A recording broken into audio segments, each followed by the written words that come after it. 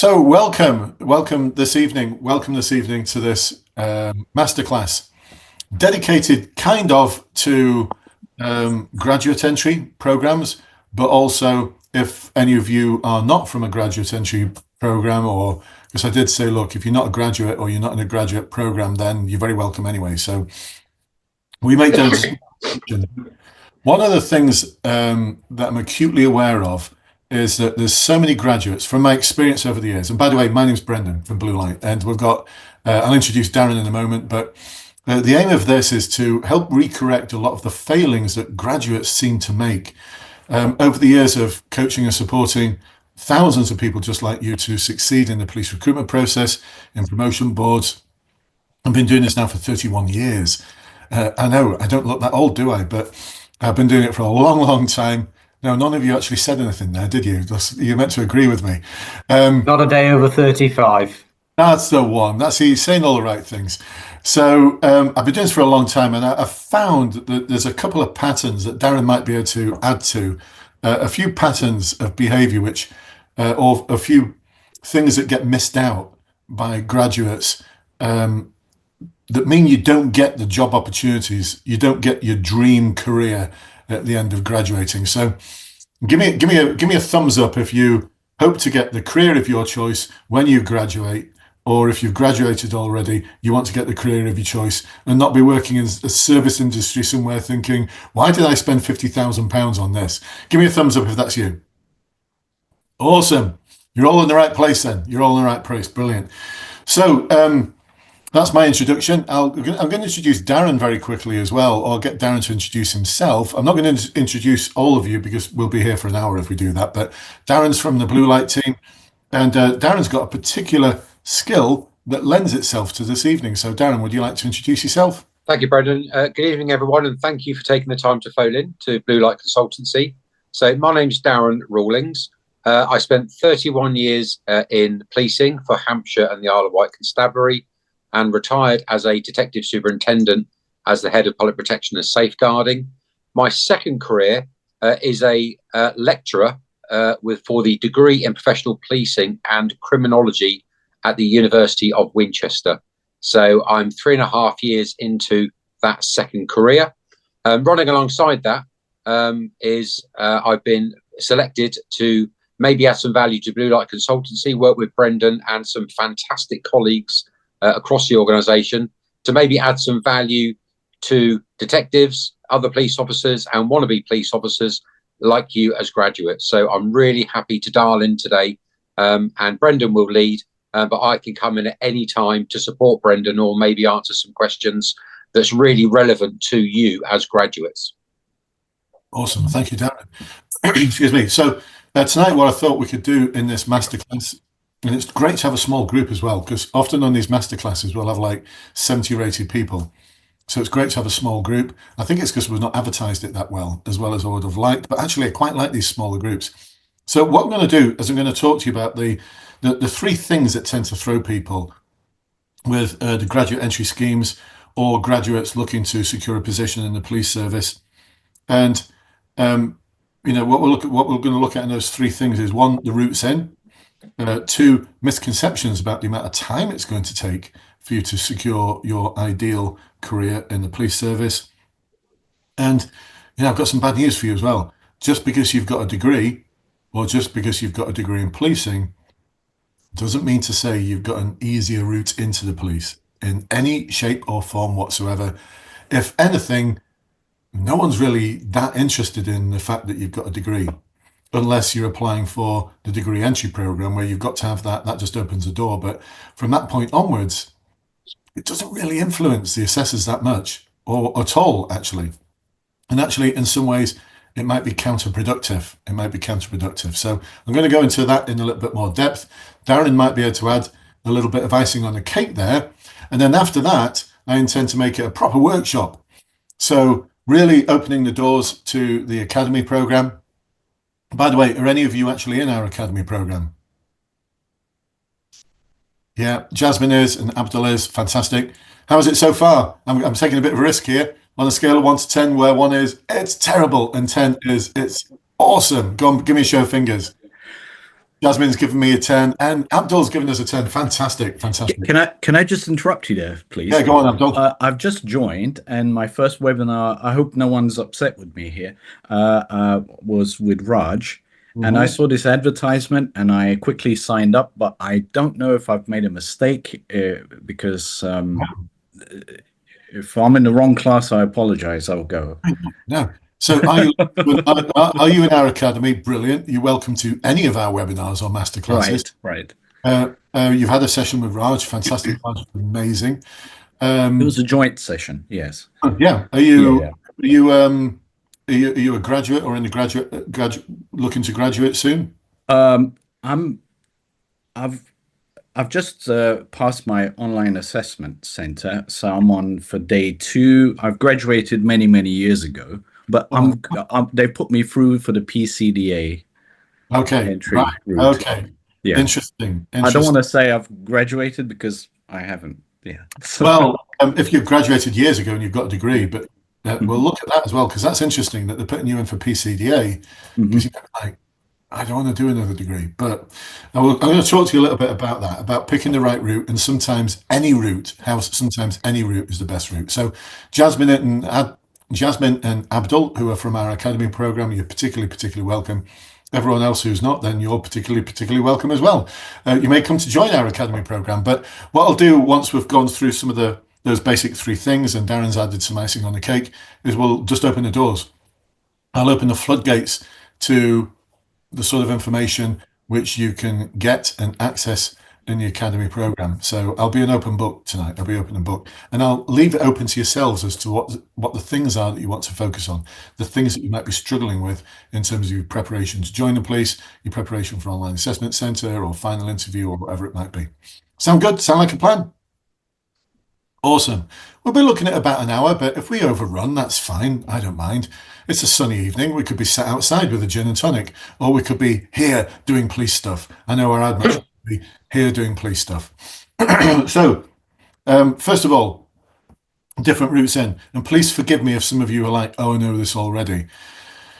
Different routes in. It used to be there was just one route into the police. You just joined the police. And no matter whether you had a degree or you were doing a degree or you had 2 GCSEs, whatever, it didn't matter. There was only one route in, and that was it. What we've got now, though, is a real mix, and it can that landscape, that mix of different entry routes can sometimes be a bit confusing. So what we've got now is the police constable degree apprenticeship, which is a great scheme. Now, if any of you are watching this in the future, or you're here now thinking, I'd like to be a graduate, but I'm not a graduate because I'm just doing my A-levels, or I chose not to do a degree, I chose to go straight into employment or volunteering or whatever the thing is, the police constable degree apprenticeship is an absolutely awesome route into the police, because the police will accept you as into your dream job, and they will pay for you to do a degree, and you will get that degree, and whilst your colleagues are walking out of university with debts of £40,000-50,000, you're walking out of university with no debt whatsoever, and you're 3 years into your dream career. So I think the PCDA scheme is awesome. The thing about the PCDA is my initial understanding, and Darren might be able to correct me or add to this, is that it was only really intended initially, the degree apprenticeship route, for people who didn't have a degree. However, it seems to be the case now that that's evolved over the years, and the funding that's available for it will give you funding if you don't have a policing degree already, or if you don't have an associated degree. So this is why, Abdul, they might be pushing you towards doing the police constable degree apprenticeship when you already have a degree, and you're thinking, why do I need to do a second one? Quite frankly, any route in is a good route in at the moment. So if you're thinking, I'll wait until they offer the degree holder entry program, which I'll talk to you about in a moment, you might be waiting a long time. And I'll come to the reasons for that in a moment. But Darren, am I right there that initially the degree apprenticeship was meant to be for people who didn't have any kind of degree, but it seems to have morphed over the years? Yeah, go on. From yourself, Darren? Yeah, and what they do, that they assess what the degree is. Is it within criminal justice? Is it a social science? Is it relevant to policing? Certainly, if you have a degree in music and you're exceptionally talented, they may still offer you the degree entry program, but highly unlikely, as you say, Brendan, they'll probably enter and offer you the police apprenticeship program in order to get that secondary relevant social degree. Yeah. So Abdul's saying I've got a degree in engineering. So yeah, exactly that. They're pushing you towards the degree apprenticeship in policing. So you'll end up with 2 degrees, Abdul. It's a real bonus, real bonus. The difference, the thing to focus on for the PCDA, because sometimes we get people saying, I don't want to do a second degree. Well, you're going to do like 2/3 of it you'll be doing anyway in your initial training. 2/3 of it you'll be doing in your initial training. The 3rd year of the PCDA is you doing your dissertation and research project. And I don't think that's going to hurt anyone in policing, because you're going to be researching something that you're fascinated about in policing, diving deeper into it. And one of the things that's going to give you, it's going to be advantageous for you if you're doing a PCDA route, despite the fact that you already have a degree, is when it comes to things like specialist interviews and promotion boards in the future, you'll be able to talk about the sort of research that you did in your answers and how that's been applied by you to real world policing scenarios. So it makes it really, really relevant. And you will hear people in a Facebook group saying, oh no, go for the police constable entry program. I'm going to talk to you about that in a moment. Go for the PCEP because it's a lot easier. Well, listen, I'm going to be frank and I'm going to be blunt with you.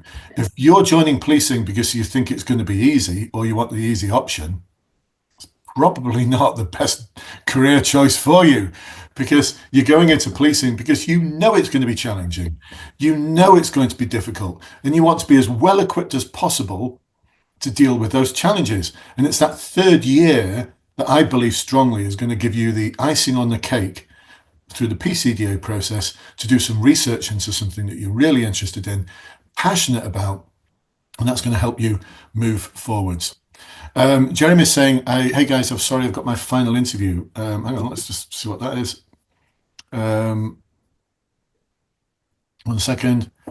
You got it tomorrow morning for the Met, so I'll go and do final preparation. Okay, that's cool. All right, Jeremy, you're forgiven. Good luck tomorrow. Okay, so that's the PCDA, and we'll open up for questions about the different routes in a moment. The other entry route that's available is the degree holder entry program. So if you do have a degree already, you may get offered the degree holder entry program because you've got a degree. It's a 2-year program, and out of that, you'll get a postgraduate qualification in policing. So again, you're going to get a postgraduate qualification, well worth working towards, and you're going to get a good grounding in policing, but not just a good grounding in policing. You're also going to get postgraduate qualification, and you'll be doing research projects. Again, really worth doing. I'm just going to mute everyone for a moment. Hang on a second. Just because there's some background noise. There we go. Hang on. Useful. All right. Okay. All right, cool. I'll ask you to unmute if you want to speak in a moment, and I'll help you unmute. So degree holder entry program, another really, really good scheme. A lot of forces, though, are starting to pull back on the degree holder entry program. Not every force, but some of them are pulling back. And what I've noticed over the past few years is it seems to be offered out less and less and less. And I think the reason for that is financial, because the police constable degree apprenticeship is funded by the government.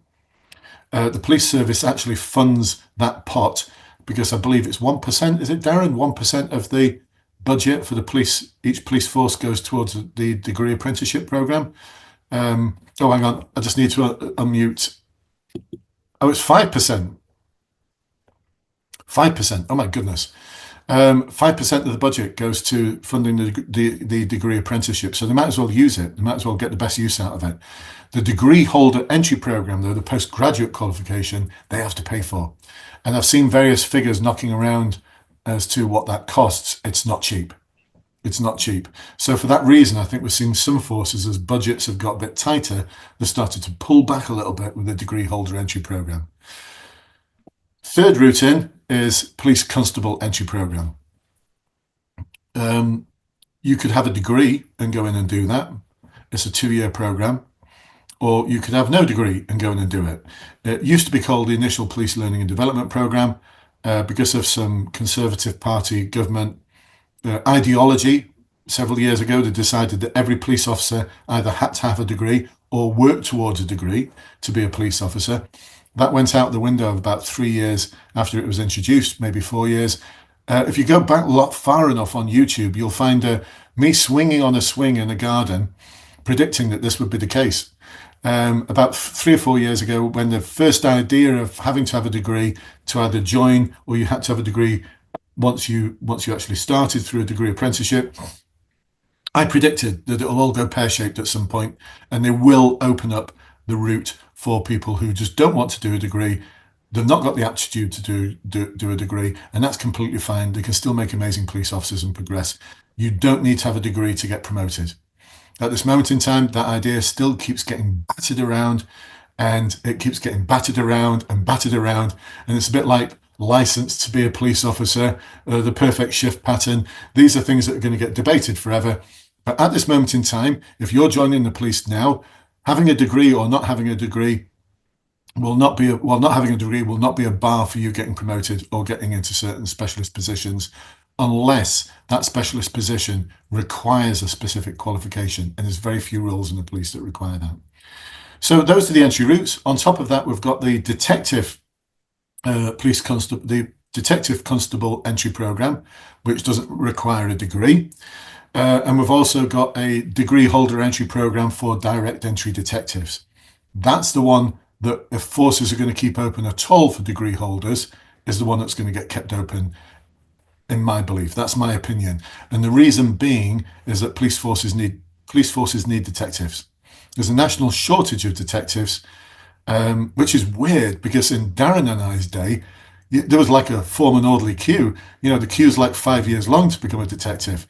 I became a detective as a detective in CID, as a detective in Special Branch, and also at Airport Special Branch and the National Drugs Intelligence Agency, a National Drugs Intelligence Unit. Awesome role. I loved it. But boy, was it competitive to get into. Whereas now, I'm not being flippant, but if you walked into your sergeant's office with 4 years servicing and you showed an aptitude already for investigating and detecting crime, and you walked in saying, "Look, Sarge, I've just bought a suit." Great.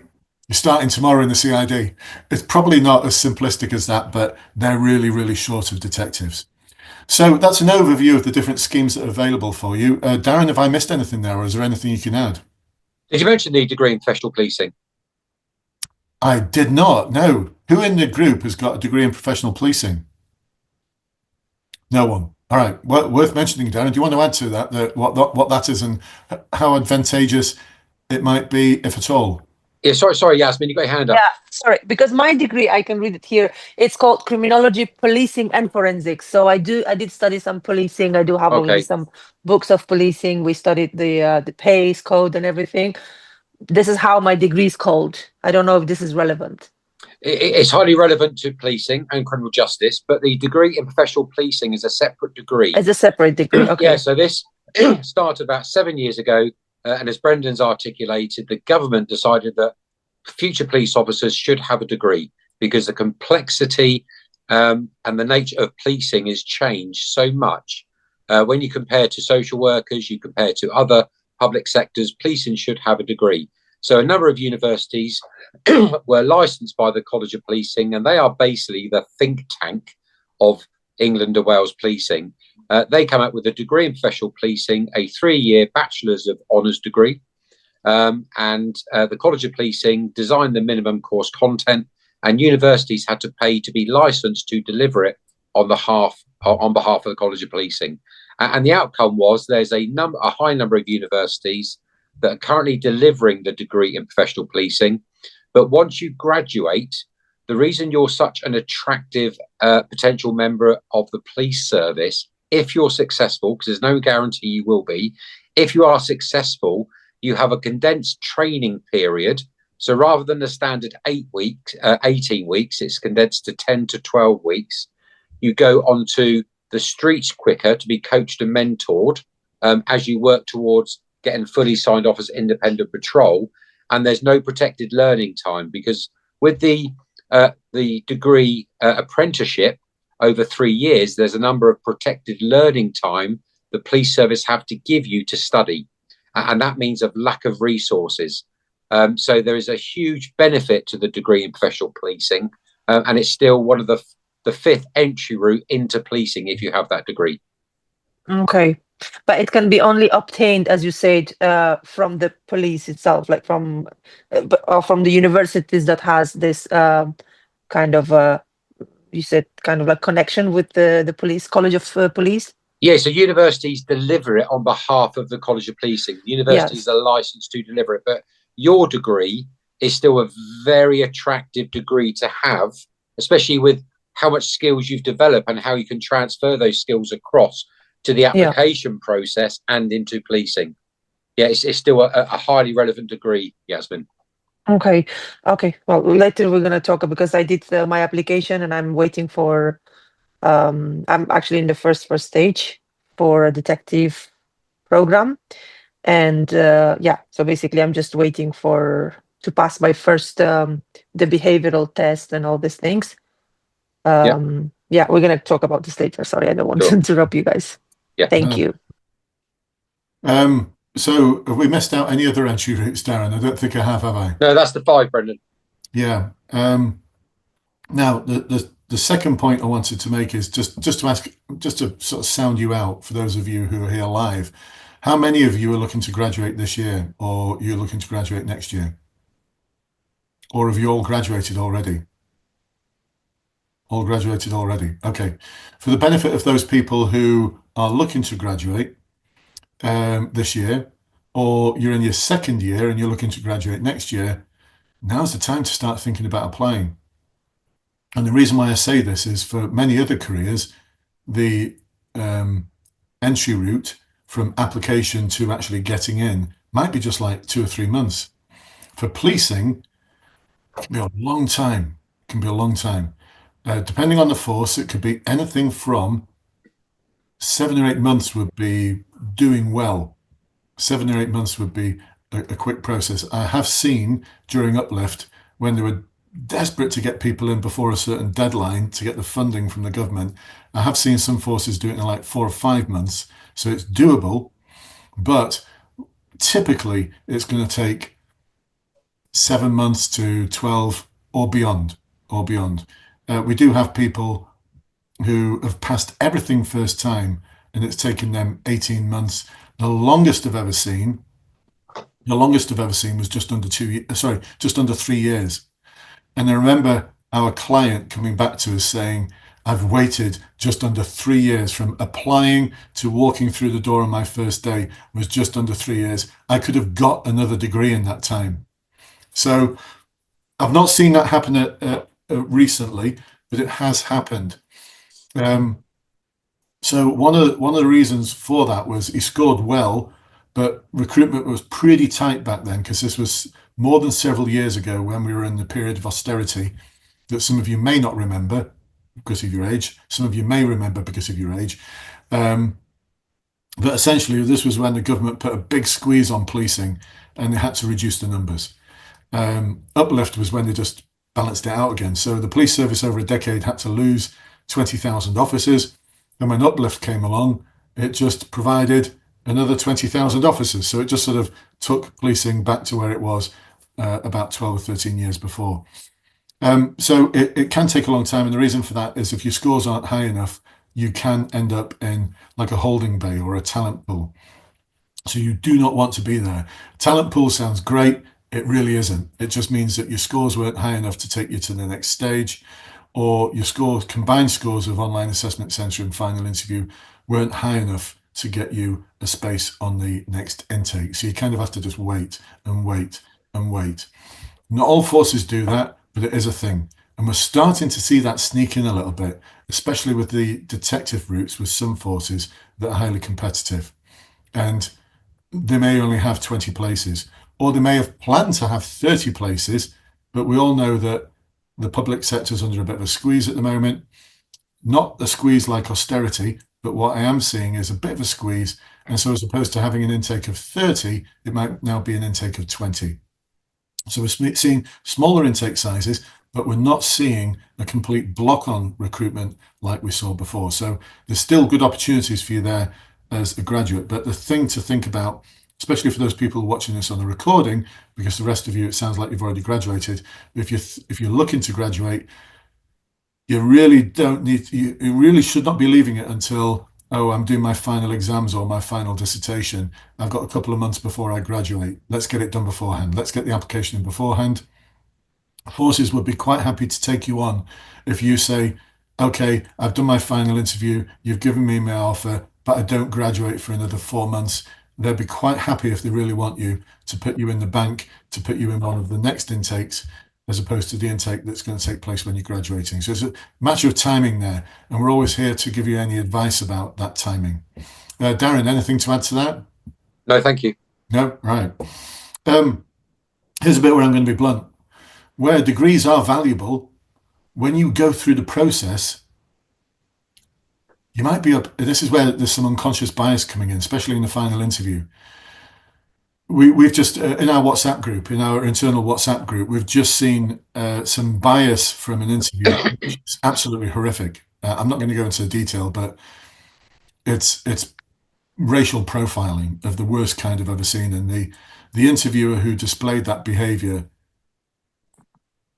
if they were one of my sergeants, I'd be sitting them down saying, you're going to be lucky if you keep your job, mate. But certainly, having said what you said, you might even be looking at demotion at the best. Absolutely terrible thing that's been said. So interviewer bias is a thing. The training that interviewers get is about, I don't know, Darren, what's your experience of interviewer training? How many weeks was it? What for interview, for competency-based interviews, you mean? Yeah, for the selection. How many weeks long was it, or how many months long was it? Well, the training was 2 days for the internal recruitment process. Yeah. Then we had 3 days to sit on specialist boards, and for the national fast track PC to inspector process, that was actually a week at the College of Policing. Right. Wow, that's pretty good for your old force, because I got 2 hours with a coffee break. Wow. That was it. And we get a lot of people in our promotion academy who are actually the recruit interviewers, and they're good people because they're in our promotion academy. They do the recruit interviews, and some of them report back that they've had no training whatsoever. They've just been selected because I think you'd be a good interviewer. And depending on the force, some forces have got really good quality assurance and moderation processes in place, so that all the interviewers tend to assess at the same level. And that's my area of expertise in terms of policing and assessment and interviews and personnel evaluation systems, trying to get the balance so that all the assessors are assessing at about the same level. So some forces do that really well. Some forces don't do it at all. So there's no moderation whatsoever. Now, the reason why I'm saying this is that I from coaching so many graduates in the past, they might start off an answer with, so can you tell me about a time when you've collaborated with others in order to solve a problem? And straight away, your go-to is, well, there's this project that we had to do as part of our degree. And I had to collaborate with my fellow students and also with some of the members of staff at the university in order to create collectively this amazing presentation that got us all distinctions or really high marks or praise from the lecturer or whatever it is. I'd probably start yawning at that point if I was on your interview panel, because the thing is, everyone who's done a degree has done that. So the question would be, I'd be asking you is like, so what? So what you did a presentation? So what you worked and collaborated with other people? So what? All of you did it. Everyone who's got a degree did that. There's not many degrees that anyone will do now that doesn't involve some kind of group work, collaboration and presentation. So I'd like you to start thinking about steering away from those things towards the things that are more likely to have their ears prick up. And there will be some bias there. I know Darren and I would be like, there shouldn't be any bias whatsoever, but there is. You may have someone who's not got a degree, who's a sergeant or an inspector or a chief inspector or a superintendent, no matter what the rank is, you don't need to have a degree to climb up the ranks. And so you may have someone there who's got an internal bias that they're not even aware of. So as soon as they start hearing you talk about life at university, they can't relate to it, so they kind of switch off. Then again, you may have someone who's got bias the other way, who's part of the what's it called, the Society of Evidential, is it evidential policing? I've suddenly got a memory block, Darren. What is it? The Society of Evidence-Based Policing. Yeah, evidence-based policing, EBP. Yeah, you might have someone who's a member of the Society for Evidence-Based Policing who's like all over it. It's like a bias towards you. So we have to read the room really carefully there. And what I'm going to suggest to you is, if you're going to use an experience from your degree program, make sure it's got a so what behind it. Make sure it's got something there that they're going to go, that's interesting. That's adding value. That's something that every other graduate didn't do. Is that making sense? Is that making sense, folks? You might be thinking, I paid £40,000 to get this degree. What you're telling me that no one's going to value it? No, they are going to value it, and they're going to value the thing that's going to give you the edge, I think, is the way you think, the way you can look at problems from different angles, because that's what doing a degree trains you to do. So Darren, I don't know if you've got anything you want to add to that. Yeah, just on three positives. So I'm now going to work in the power of 3 by 3 because Brendan tells me that's the best way. So I am doing exactly that. However, so when you look at the positives, if you frame your academic experience through a policing lens, that makes you a standout candidate. And by that, I mean, when you look at the top 3 skills that you have earned as a student, regardless of when you graduated, critical thinking and problem solving, you would have been exposed to that significantly over your 3-year undergraduate or your 1-year postgraduate degree. So critical thinking and problem solving. But we need to make sure we turn that into the policing lens. We don't give examples of, as Brendan said, when I was at university, I was given a task to do this. But you are critical thinkers and you are problem solvers. Secondly, your communication skills. Policing is about communication. And when you look at how you write, because you would have learned the art of writing, how you present your arguments in presentations, whether you recorded them or whether you stood up. Did you present in a different way with your dissertation at the end? Did you do a presentation for that? And how you build that emotional awareness within your communication. And thirdly, around ethical judgments and decision making. Whether you did that a degree as an engineer or criminology or forensics or policing or something different, you would have been tested with ethical judgments and decision making. So that's my top 3. But as Brendan says, you have to somehow frame them into a policing lens. And Blue Light Consultancy helps you do that, in particular, when I come on later to some of the top 3 of why people are not successful through a process. As long as you frame it through a policing lens, you will be a standout candidate with the transferable skills you have today that are ready for policing tomorrow. Yeah, awesome. That's I like to think about it. Darren uses the policing lens. I like to think of it also like operationalizing your skills that you've developed as a student.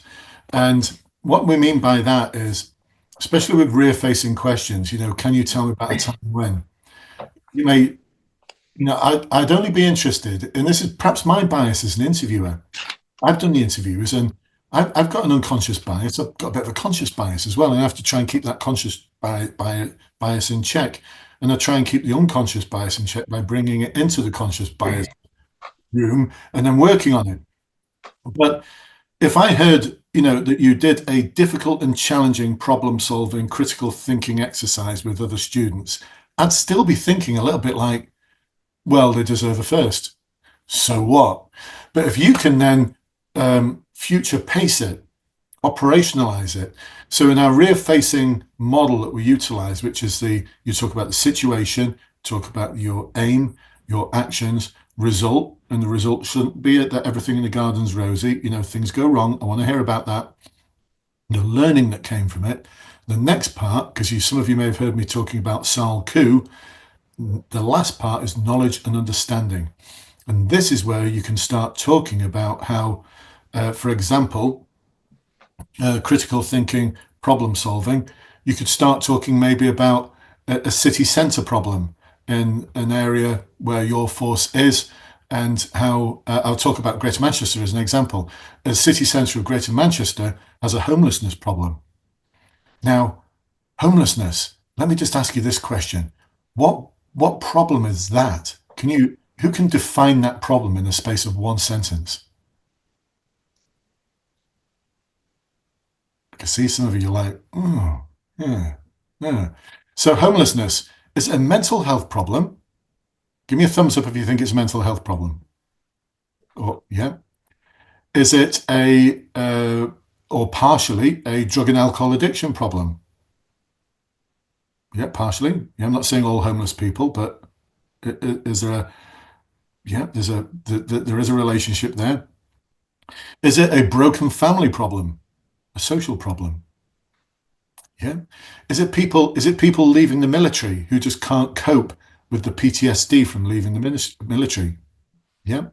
Is it an unemployment problem, as in they've become unemployed, they can't afford their rent, they get evicted?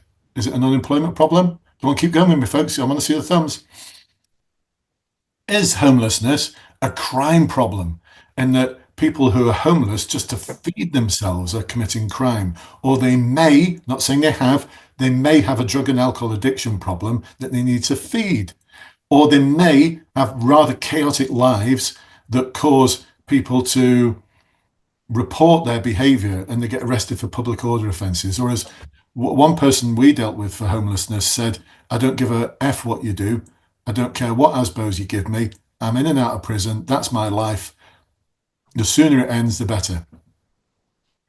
So mental health problem there. Or is it a family breakdown problem, as in they've been kicked out of their marital home, or their partner's kicked them out because of a partnership breakdown? So what is it then? How do we actually define the problem? Could anyone define the problem of homelessness when it involves all of those different angles? Anyone? Would anyone like to even have a go? Go on, Abdul. Go and have a go. It's the first time. Oh, go on. Go on, Abdul.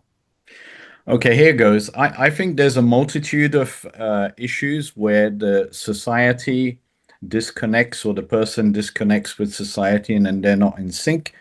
And it could be any of those reasons given, but there's a failure in the system, and perhaps that individual being accommodated in it.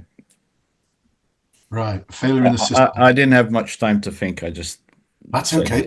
I've just thrown this one at you, haven't I? But again, interview questions get thrown at you to think on your feet. But the critical thinking that Darren's just talked about is something that you've practiced. Your critical thinking muscles are well engaged. So Rohan, you had something to say there about homelessness.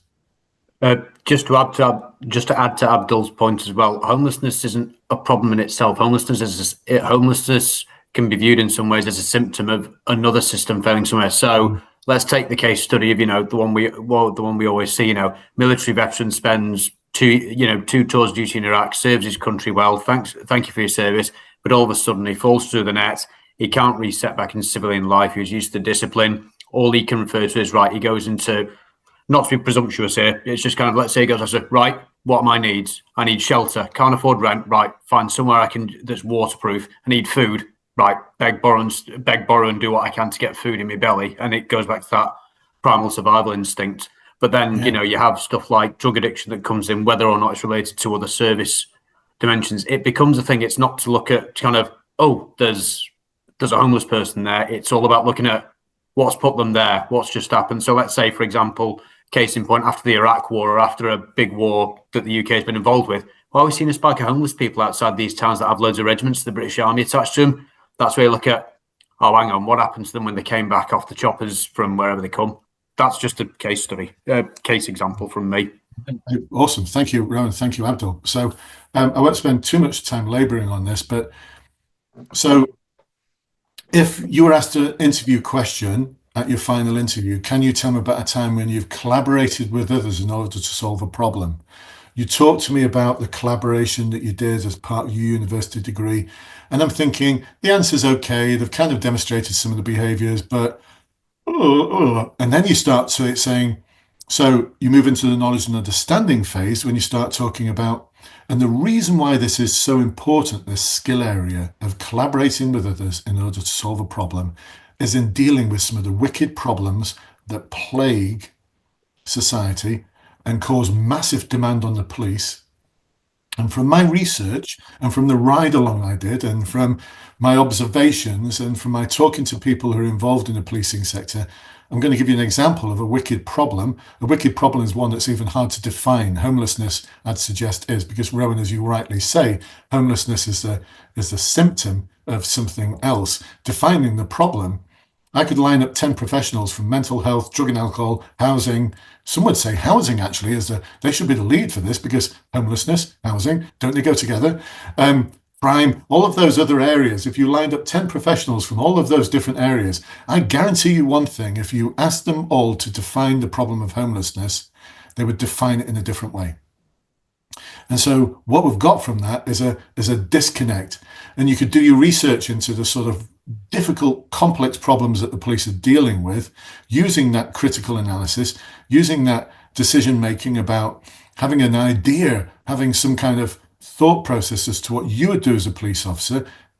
Whether it work or not doesn't matter, but you've got an idea. You've got something that you bring into the table that's going to add value, that sounds exciting to the interviewer, because you could talk about the transferable skills that you've got and how you'd utilize those in bringing together something like a working group of people from all of those different backgrounds with the data that they hold in respect of homelessness in that area, because they've all got different data sets, because they all collect data on different things. And you put those all together and start looking at how we're going to analyze that data in order to identify. Darren knows this, I love 3 things, like the power of 3. The top 3 things that we're going to implement in order to make this problem not go away, because wicked problems never go away. They're always going to be there. There's always going to be homelessness. But we either make it better or we make it worse. And so you could look at what the force may have done in the past. Really, for me, dumb things like, whilst they're all roaming the streets, we're just going to seize all of their tents and places where they sleep. So this becomes an unpopular place for people to be homeless, so they'll go somewhere else. That's not solving the problem, that's just moving it somewhere else. So most of the majority of the interviewers that you're going to have, even if they have some bias, will always have a bias towards someone who's critically thinking like that and demonstrating that this is the sort of value you're going to get. Because when I come across someone who's homeless, I'm not just going to walk past them. I'm not going to just walk past them. I'm going to sit down next to them and just ask them a nice big open question. How's it going? How's your day? Oh, it's okay. Now, how's it really? Introduce yourself, build up a rapport, engage in a conversation. You may unwrap a whole load of problems, but they're there to be dealt with. And that would excite me. As an interviewer, that would excite me, because I'd be thinking, I'd love to have this person on my team, especially if they've got a neighbourhood policing background, because what I don't want is someone saying, oh, homeless people. Yeah, I've seen a lot of them. I think we just need to lock them up. They need arresting more for the offences they commit. Now, you're talking to someone who's very passionate about homelessness, because I remember as a neighbourhood inspector walking out the police station with about 6 months in as a neighbourhood inspector and tripping over people who are homeless and thinking, they should do something about this. And at that point, I had to have a word with myself, because I remember stopping in the street and just thinking, I'm the they. I am the they. And so we engaged in a project that took us about 2 years, and about 95% of all the people who were homeless over a 2-year period, we managed to get them a roof over their head. And I don't mind sharing it if I can. Can I just share a golden moment from my policing career to try and excite you about policing? It was a moment where I remember, let me just see if I can find it. Hang on one second, see if I can find this. Oh, there it is. I must put up, I'll come back so you can actually hear me. I must put this on my wall at some point, but we used to get a lot of bad press. This is the other thing you could talk about. We used to get a huge amount of bad press from the Manchester Evening News, especially. Everyone would say the Manchester Evening News, anti-police. And I remember thinking, we do a lot of really good work that we need to be proud of. So I rang up one of the reporters and just said, can I speak to, what was the name again? Nicola Dowling, who'd just written a couple of really scathing pieces about the police. And I just said, look, I've read these pieces, but I think we offer a lot of value here. And I think you'd love some of the things that we do. Why don't you come and spend 2 days with me and my team? I'll give you open access. You don't have to go through corporate comms. This is outside of corporate comms. Yeah, Darren would be like, oh no, that's the sort of thing typically Brendan would do. Because I knew corporate comms would want to highly engineer it and probably control it and probably not give her the access that she wanted to create a really good story. Anyway, we showed her the work that we were doing around homelessness, especially Heather Clarkson here with Gary. I mean, how about that for a headline? Hey, how about that for a headline? There you go. And there's Heather Clarkson with Gary. The best I could get from Gary 2 years before was F you. That was about it, really. And he got arrested a lot. We took the Nicola to see Gary and his friend Peter, who we managed to get a roof over their heads. And they were talking to her about how they're still alcoholics, but they're weaning themselves off. Here's a chart that shows our alcohol consumption. It's going down. We've just we're on the waiting list for an allotment. We're trying to eat healthier. We appreciate the trouble we've been in the community, and we're both volunteering now at the community centre. And then Gary gets this pink envelope out of his pocket. And he says, can I just show you something? And he opens up the envelope, and it's a photograph of him and his daughter. And he said, this was taken a couple of weeks ago. I'd not seen my daughter for like 4 or 5 years. My wife kicked me out because of my alcohol problems. And I became a drug addict. And I became, quite frankly, ashamed of who I'd become. I moved to a different part of the country. But as far as I was concerned, I was dead to them. But a couple of weeks ago, I plucked up the courage to get in touch with my wife, my ex-wife. We'll never get back together again, but I just wanted to see my daughter again. And this is me with her. So I'm getting a bit choked up just talking about it, because I was like, whoa. And I remember everyone saying, I've got my back and my daughter's got her father back. And that for me was a golden moment in policing. Golden moment. You could even use that. You could even say, I've spoken to the retired police officer who's talked about the complexity of. Anyway, as usual, I spend a long time making a point. The point being, can you see that? Give me a thumbs up if you can see the value. Brendan, why you always make me cry, honestly? Oh, but it's so emotional. You managed to make me emotional, honestly, every time I join. Oh, Brendan, can I operationalize what you've just said? Yeah. What Brendan's done is demonstrated he dared to cared. Okay. Now, when you start looking at compassion and empathy and sympathy, what I tell people that are either coach or mentor or students, to be a good, effective police officer, you have to dare to care. Dare to care. And by that, I mean, are you the sort of person that walks the street, when you see vulnerability, you walk away, you walk over? Or are you the sort of person that when you see vulnerability, you will stop, you will say, are you okay? How are you? How can I help you? That demonstrates that you dare to care. And when you look at the behaviours that we want as future police officers or police staff or public sector leaders, your sympathy, your empathy, your compassion is wrapped around in, do you dare to care for others? And Brendan has just really articulated such an emotional golden moment in his career because he dared to care. Yeah, thank you, Darren. Interestingly, back then it wasn't valued by the police. It was like really weird. It was like, what are you doing dealing with those homelessness problems? Why aren't you chasing targets? But Darren and I had that conversation yesterday. The police service has moved on a lot from there, by the way. Welcome to Phoebe. We're just talking about operationalizing your degree experience, your graduate experience, operationalize it. So in a long way. I often do. This is why I said we'll probably overrun past an hour. What we want to do is we want to demonstrate that the skills we've developed as graduates, we can operationalize them with all the things that, Darren's talked about. And actually, you could use Darren and I in your interview, that in your research, you've spoken to retired police officer, because it was my sergeant back in 1986, Sergeant Donald Blackhurst, bless his soul. I always call him Sergeant Donald Blackhurst, even though I was an inspector, but he deserves a rank. He's just an amazing individual. He had 29 years service at that point. So he joined in the 1950s, and he showed for me the best of policing. He'd been a hardcore detective. Darren and I both know what that involved back in the 70s and 80s. Oh my goodness, he was a rum sort, but I can still remember him saying to me, young Brendan, because I was young then and used to call me young Brendan, I would be really disappointed if I ever saw or heard that you'd walk past what Darren's just described. What I see as being awesome policing is stopping to care. Kindness, compassion. And this is why for our academy members, you'll hear us often talk about in operationalizing your experience, don't be afraid to talk about how on a daily basis you will do your best, especially with those people you arrest, to offer an act of kindness and compassion. Because they're some of the most vulnerable people in society.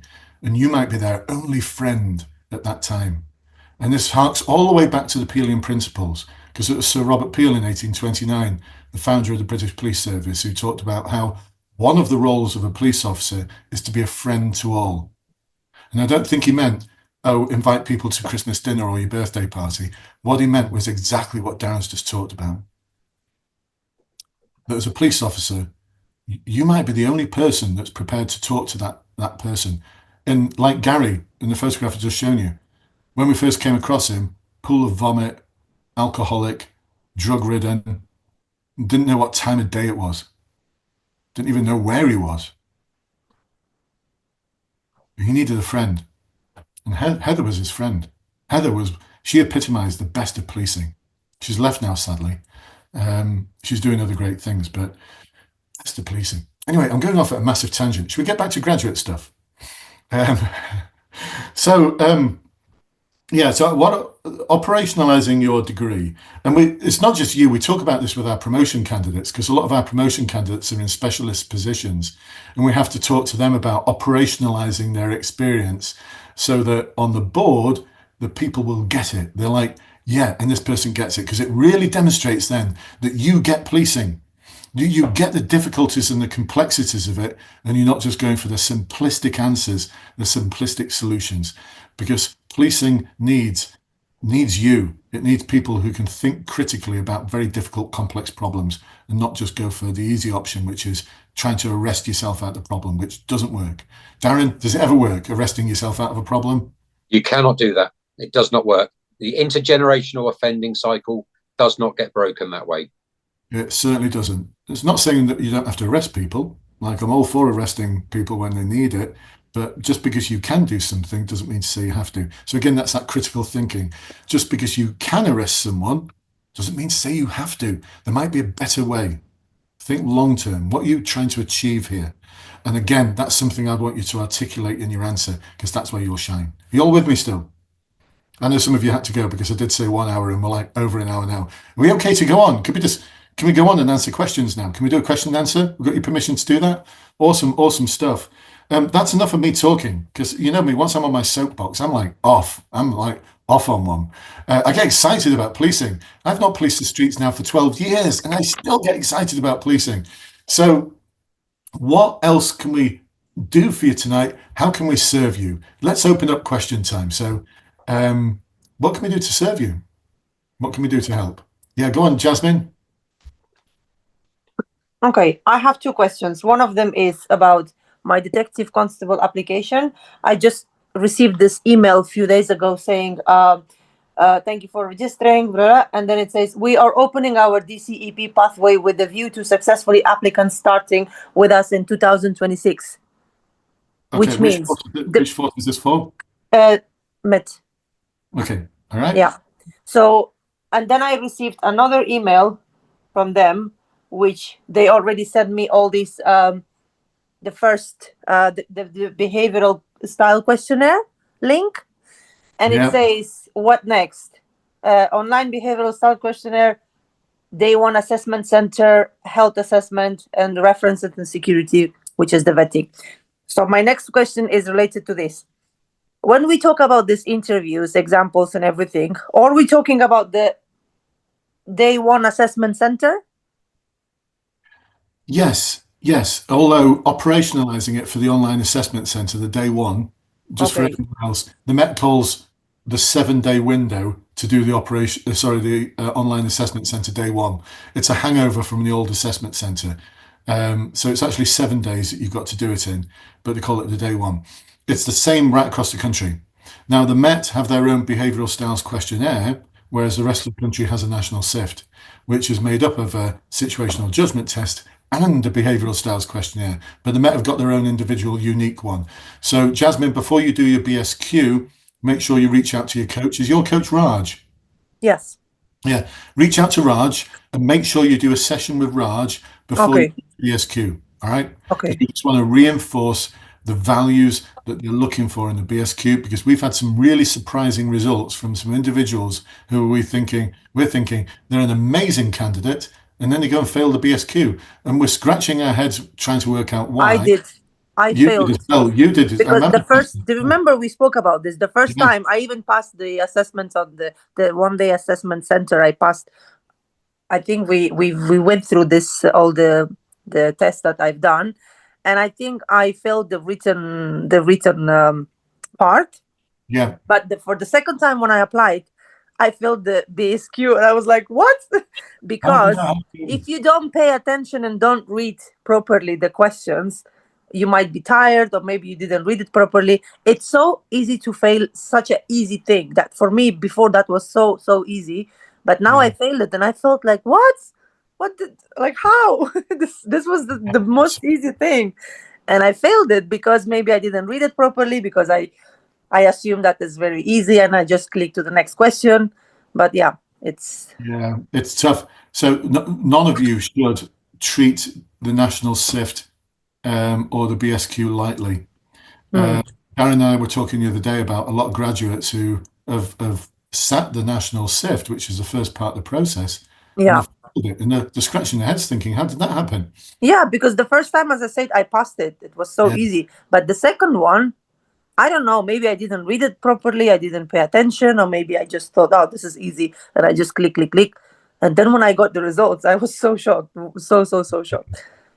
So you've got the time to do it in, and I think a lot of it is about not putting yourself in a position of the best future version of the best version of the future constable self you're going to be, and not living those values and behaviors, because it will say to you, when you do the BSQ, when you do the national SIFT, you should answer the questions honestly, act naturally, just be yourself. Worst advice ever. Because it wants you to answer the questions as you are now.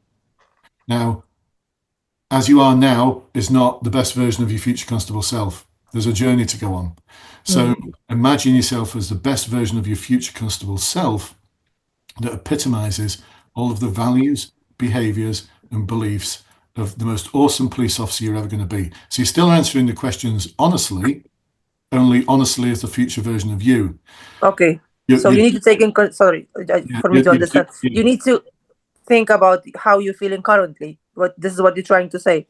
No, not how you deal with things to now. Let me give you an example from the national SIFT. Okay. In the national SIFT, you're going to be given various situations. One of them might be you overhear a fellow constable in the locker room use a sexist slur against a new member of staff, a new member of your team. They are not there. What do you do? And it'll give you various options, and you've got to decide which ones are effective, ineffective, won't make any difference at all. You've got to pick. It'll give you like 4 options, and you've got to describe what each one of those options is. And you'd be thinking, which one would I do? Now, for most of you, I'm not saying all of you here, but for most people in my experience, they'd probably say something like a really effective response would be to approach them at the right time and just say, hey, mate, you're out of order. What was that all about? Look, don't say that again. It's really upsetting for people, which would not be what they're looking for. And you may be thinking, yeah, but I've challenged their behavior. It's not what they're looking for. So are you aware of what the Code of Ethics requires of you? The Code of Ethics requires if you witness any form of misconduct or inappropriate behavior, that you challenge the behavior, you question it, and you report it. And so you've challenged it, but you've not done the other two elements. So questioning them about it. What caused you to behave like that? What caused you? What's causing this behavior? What caused you to say that? What was that all about? Oh, don't you worry about it, mate. You're not at training school anymore. It's just a bit of banter. It's just banter. Oh, grow up. Grow up. You know, this is the real world, this ain't training school. This is the real world. Once you've been around the block a little bit, you'll understand. Those might be the sort of responses you'll get. So are you going to hold your own and be the sort of person who goes, you're still out of order. It's still sexist. So what are you going to do? You're going to tell your sergeant? That's what the Code of Ethics requires. But then it gets more complex. So you may get asked a question about this. Again, we go back to critical thinking. So your critical thinking needs to kick in. So it's not just in your, because you will get asked this question. You know, this question is a final interview question, more than several forces. They'll give you a scenario like this and say, what would you do? They might even say, it's one of your sergeants who says this. So they want to hear more than just, I'd challenge it, I'd question it, I'd report it. Because those are the three things you've got to do. But I want you now to start thinking critically, like, right, well, in this situation, in this scenario, there was a new female officer who has been slurred sexually by a member of staff, a member of your team in the locker room. It's an all-male locker room. No one else heard it, except for it was just a conversation between two officers, and you just happened to overhear it. So what do? Do you tell the officer that was subject of the sexist slur? Or do you keep it quiet? I see Rowan's like, oh, that's a conundrum. Oh, he's hurting my head now. When I sat the SIFT about, it was February time, I sat the SIFT to try and start the process to become a special, which I'm still looking at. Yeah. A number of things went through my head thinking this, and this is what I like and I hate about myself. In my job, I work in process sciences, so I'm trained to analyze and think. But I was going, right, what is to be gained if I say something to him? He's just going to probably call me out, and let's face it, colour of my skin, he'll probably say something to me. But then the other option you say there, which is where you talk about telling your colleague who's been slurred, you go, what good's that going to do her if she's been feeling down about her work, or she's uncertain if she's a new kind of thing? That was where my thought process went initially. So I'm sorry, I sound like an absolute idiot there, but yeah. No. Look, these are complex conundrums. These are the sort of things that I'd be asking at a sergeant's promotion board. So one of your officers comes to report this. Oh, I'd fill out all the forms, I'd send it to professional standards. No, I want more than that. I want some critical thinking about how you're going to manage the relationships between people. So you get to say, you're kind of going, if you're on the same team, so in that scenario, if you're on the same team, kind of going, right, if there's a disagreement here, you're still going to have to work together as a professional body, which is what makes it even more complicated. You go, oh, but he said, she said all this, and that wouldn't cohere, especially when it comes from yourself, even starting as an entry-level constable type thing. So that's where it kind of gets, that's what really threw me off. And I was going, murky, wicked problems. Again, wicked problems. So let me take it one step further. You don't tell her, and then she finds out, and then she finds out that you were there, and she thought you were a good friend, but you didn't tell her. Then that's crap on you, because you don't want to be in that position where you're going, well, no, I don't mean that, but you didn't want to upset them. But by that point, the damage is done. Or you tell her, and then she's like, this is the final straw, I'm resigning now. Or this is the final straw. I'm not going to stand for this anymore. Next time around the parade table, she gives it that officer and says, if you say anything like that again about me, you will regret it. And there's a big row across the table. And you've not told the sergeant yet, because you're going to tell the sergeant the next day. But the sergeant... At that point, the first thing sergeant sees is, what's going on here? What's happening here? What's this all about? And Yeah, now... what if your sergeant doesn't support you or understands you? We'll come to that in a moment. So now some officers just going, can't you take a bit of banter? And some officers going, yeah, he did the right thing, she did the right thing. And now you've got a split in the team. But you've got to work together. And you might have a sergeant, you might report it to your sergeant who just goes, he's been having a bit of a bad day. Tell you what, I'll have a word with him. I'll have a word. All right, leave it with me. I went through a similar scenario when I worked as an aseptic operator a few years back, and it was when I'm very upset to say when I did call out, someone. But there's a way to do some things in aseptics. Long story short, there's a process you got to follow, and the process wasn't followed. It was an honest mistake, and I went, all right, do us a favor, let's get QA in, quality assurance, and they kind of represent rights. We can't do this. We got to stop and do this. And all they said to me is, oh, don't say nothing to no one. But that didn't sit well with me, and I know that because they saw me and my face did exactly what it did in the camera there. I was kind of there going, and the night shift coordinator came and said, Ron, what's happened? He's like, I just met such and such here, and they said, oh, Ron's still there for whatever reason. Are you okay? And I just went, I think we might have done something. I think there might be a problem here. And they went, okay, give us a minute. They went back, got them to the changes. And the night shift coordinator come back to me and they went, Rowan, look me in the eye now and tell me exactly what's happened. And it's the kind of face where it's like the little boy going, please don't make me be a grass or a snitch. And they just went, Rowan, just tell me the truth. And I said, we have used the wrong heat seal. And she went, so they've lied to me face because they've just said they don't know what you're talking about. And then it got dragged through where I was going through a grievance process, which, by the time it got to it, by the end of it, being brutally honest, I just went, leave it. It's like, unfortunately, at the end of it, I've got to worry about my own job now, because if my name's going to get dragged through them when I lose my job, at the end of the day, the brass tacks rolls. So that's why that kind of thing sat with me. I was going, what am I doing here? Because I had flashbacks to when I was about 3 years ago, just before I got my new role in my current firm, which, as you can tell, ambivalence past at the best of times. So, well, listen, it's not easy. I know it's not easy.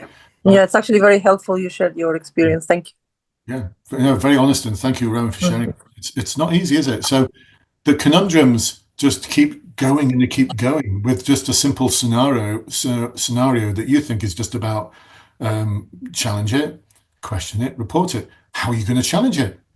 How do you do that? In a really good interview answer, I'd want to hear how you're going to do that. I'd want to hear how you're going to articulate everything that you've just talked about there, Rowan, into a structured, detailed answer that has authenticity behind it, an emotional connect, the honesty, the how you felt, how you dealt with those feelings, how you dealt with the feelings of others, how you still may have those feelings. So even just talking about that now, I could sense a certain feeling and emotion within you just talking about it. So how are you going to articulate that at an interview? A bit like I was talking about the homeless person and, Gary getting the envelope out, and it still makes me emotional even to this day. So can you see now how suddenly your final interview answers are a lot more complex? But again, I'm going to wheel it back to critical thinking, decision making, the problem solving, the communication skills, bringing all of that into your answer to make the awesome, amazing answer. That's where the knowledge understanding comes through, where you kind of go, that happened, didn't go well, but from that day onwards, I've challenged myself to always, for want of a better word, do the right thing and make sure it's done robustly and stand a bit more firm on my own feet, as it were, for want of a better word. First time I ever challenged someone's inappropriate behaviour, God, it was shit. Don't mind sharing it. It didn't go well. I felt awful. I still have flashbacks to it. And I've got to say, even like 5 or 6 times I challenged inappropriate behaviour or criminality in some cases, still hard. I put my hand on my heart and say these were the hardest moments in my policing career. But I took great solace from, again, good people, good role models like Donald Blackhurst, my first inspectors, some amazing individuals, Mike McBride, one of my colleagues, amazing individuals who I worked with, who they would stand up for me, stand up with me, and they, there's an integrity test. I think like there's several integrity tests I've got that you could use in your answers. Like one of them is the soft pillow test. There's no softer pillow than a clear conscience. So will your conscience at the end of all of this be clear? There's another one I love, which is a lie of inaction is still a lie. A lie of not saying anything is still a lie. And when you don that uniform, when you put that warrant card in your pocket, you have a higher duty to the truth. And if you're not prepared to tell the truth, even though you don't have to, even though no one sees or witnesses, like the locker room thing, you could have just walked out and said nothing and no one would have known. But it's still a lie of inaction. And if you're not prepared to tell the truth, quite frankly, don't deserve the warrant card in your pocket. Don't deserve it. My offer, though, to all of you is if you ever find yourself in that sticky situation where you don't know where to turn, in the Blue Light team, this is particularly for our Academy members, we've got over 250 years of management experience from the most honourable people I've ever had the pleasure and privilege of working alongside and with. And some of them I've known for a long time, like Andrea. I've known her now for 33 years. Andrea's arrested one of her team. Imagine doing that, arresting someone for a criminal offence. Imagine how that went down. Now, I'm not suggesting that the police service is a terrible place. I think it's moved on a lot over the years. But in the 80s, 90s, it was a hard place to be an honest police officer. It was tough because things were better brushed under a carpet. That's just my lived experience. I'm not saying that's true for everyone. But now we've got a code of ethics. We've got a legal requirement for you to report things. It's a legal requirement for you to report misconduct. We're in a better place, and the support's in a better place. I'm not going to pretend it's easy. And again, as going back to the graduate thing, as graduates, I expect a higher level of critical thinking from you. A higher level. I'd like to, in your answers, think about all of those repercussions. So you're demonstrating to them that you're going to add value. Make sense? Darren, is there anything you'd like to add to that, or anything that you'd add or alter or take away, as they say? I was going to share my top 3 mistakes that graduates make when they apply for policing. Please. Oh, I love 3. Yes, awesome. Yeah, I'm going to give my top 3. Now, when I say this, you've got to make the most of opportunities. Now, when we talk about the word most, that stands for mistake, then outcome, then solution, and then task. We have to make the most of it. So the top 3, and the reason I have this data is because I conduct post application interviews with all our graduates, not just in policing, but in criminology and forensics as well.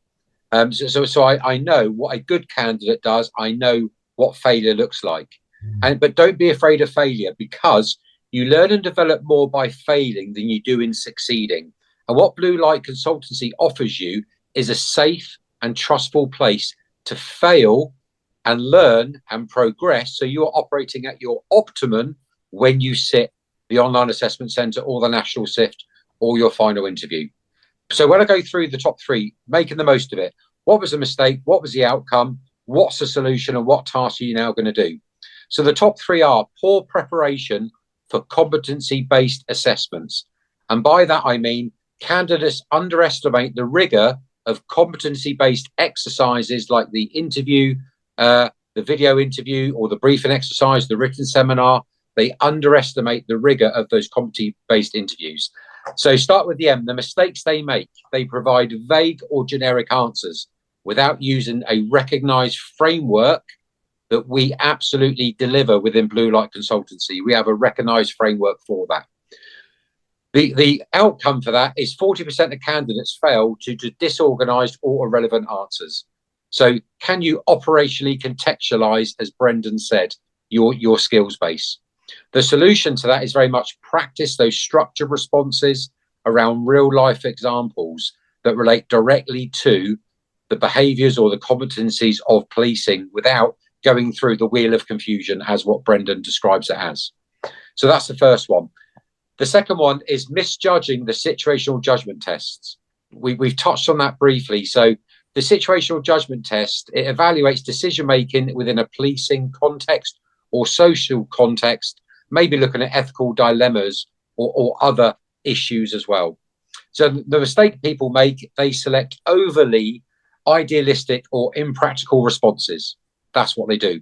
And Brendan has said, think about not your answering how you would today, think about how you're going to be answering in the future when you're a police officer. And that's the mindset you need to go in. And the outcome for candidates who do that is they misinterpret scenarios and often score way below the threshold that's even required as a pass, let alone a high pass, even if they have strong academic backgrounds. The solution to that issue is very much focusing on transparency, public safety, avoid assumptions, avoid biases, but you can practice a number of these tests as well.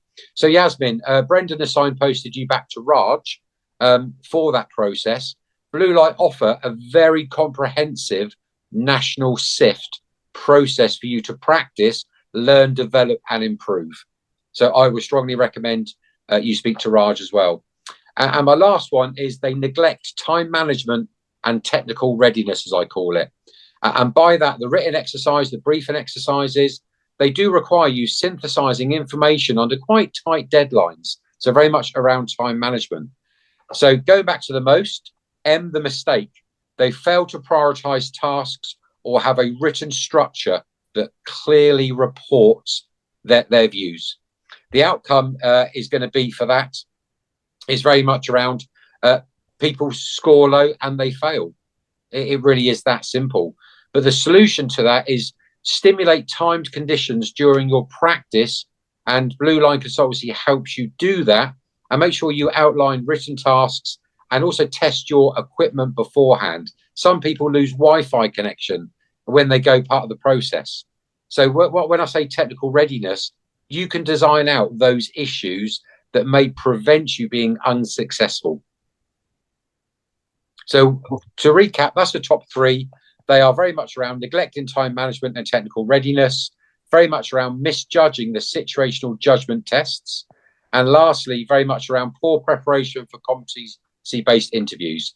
But think about what the mistake is, what the outcome of that mistake is going to be, what your solution is going to be.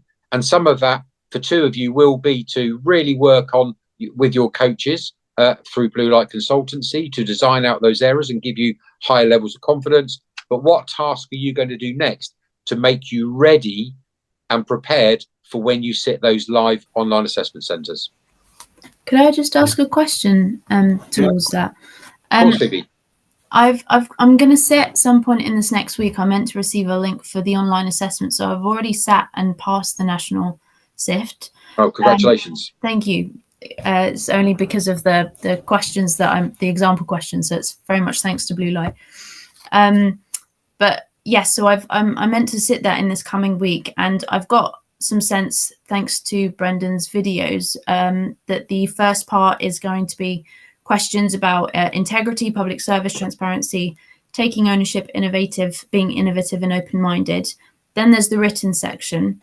But then with the briefing, I'm not really sure what the questions, if there is a sense of what the questions are about. And I was just wondering if there's any extra prep that I might be able to do to be able to kind of help myself, be able to speak, have some sense of what that might look like or speak in that time. Is there any kind of framework that you would be able to share? I don't want to, be asked. Yeah, I'm going to hand you to Brendan because I don't know about Blue Light Consultancy secrets. I've got like 31 years of secrets of doing this. So Phoebe, what date does your online assessment centre start? I've not got it yet. It's been pushed forward, but I've been told that I'm meant to receive an email. Okay, so we've got time. We've got time. That's a good thing. Yeah. Because if you were going to say, it starts next Monday, I was going to say, got a lot of practice to probably next week, and then I would have a week is when I would get the. So you might get the link in the email that says your date starts in a week's time, even. Maybe 2 weeks from now or 3 weeks from now. It depends on the force. It depends on the availability of online assessment centre slots. So the first thing that I picked up on straight away is you watched one of my old videos. Yeah. Yeah, because those competences and values that you just talked about, they kind of don't exist anymore. There's no integrity anymore. It's courage. Right. Okay. I've not got my sheet in front of me handy, but we've got a practice sheet of questions for each one of the new values and the competencies. Because what you described to me, as soon as you mentioned it, I straight away thought what Phoebe is describing is Old Wheel of Confusion, the 2016 version. Right. Some forces are still sending that out, and some forces are still running workshops saying at your assessment centre you'll be assessed against this, and it's wrong. I'll put money on it. It's wrong. You'll be assessed against this version of the Wheel of Confusion, the 2024 version. So it's not that different when it comes to the competencies, but it is different when it comes to the values. The values have changed significantly. Okay. They've made them clearer. So integrity, the behaviors required under the value of integrity were always a bit woolly for me. Whereas now, if we look at the value, the behaviors required of courage, it's really clear. Doing the right thing, even when it feels difficult. This links in with what we've been talking about. As a role model, encouraging professional and ethical behavior in others. I go one step further. I wouldn't just encourage professional and ethical behavior. I require it. You know, I'm not, I set a high bar, not setting a low bar. Challenge behaviors, language and attitudes that undermine our profession and support others to do the same. That's a new bit. Supporting others to do the same didn't exist before. Stand up against discrimination, prejudice, and hate in all its forms. Engage in the difficult conversations when we hear or see unprofessional behavior. Address incidents of unprofessional conduct, take appropriate action. It doesn't tell you what the appropriate action is. Actually, it doesn't tell you how to engage in those difficult conversations, because that's what I want to hear about in your interview. In your interview answer, I want to talk, not just to say, I would engage in the difficult conversation to tackle this comment that's been made, or I engaged, if it's because it'd be a rear-facing question in the competency-based interview for the online assessment centre. You just saying I engaged in a difficult conversation with the other person isn't enough. No. I know there's advice and guidance out there from other people who've never been in the police before, shouting at you, telling you how to become a police officer. I know there's some videos out there, but the people just do your due diligence. Do your due diligence. They've never been in the police, and they're talking about, this would be a really good example. This is one of the phrases from the CVF. It's just nonsense. It won't pass you. I want to know how you did that. I want you to be able to articulate how you did that difficult conversation, how you took appropriate action. So, and then the last part is being honest and truthful, giving accurate representation of our actions and records. I wish I'd just written that. That's not even good English by me, is it? I wish I'd just written that in a way that makes sense for people. So a lot of the problem, I think, with the behaviors, I'm not going off at a tangent here, Phoebe, but No, you're right. I think one of the problems with a lot of these behaviors is that all of this was put together by really clever people. I've worked for and with the College of Policing on 4 occasions during my career. They're lovely people. They just don't get out much. And a lot of them, they've never been in a police station before. And it might surprise you, but they just haven't. Like, I used to pull their legs and say, "What, you've worked for the College of Policing for 2 years and you've never been in a police station?" "No, I'm thinking about doing it next month." "Right, I think you're funny." Like, "Why do you think I'm funny?" Like, think about who you work for. It's College of Policing and you've never been in a police station. Well, I once went to produce my documents. Like, come on. So they're lovely people, but they're so clever that they write in a way that doesn't make sense. What there's something in there is exactly what I've just said.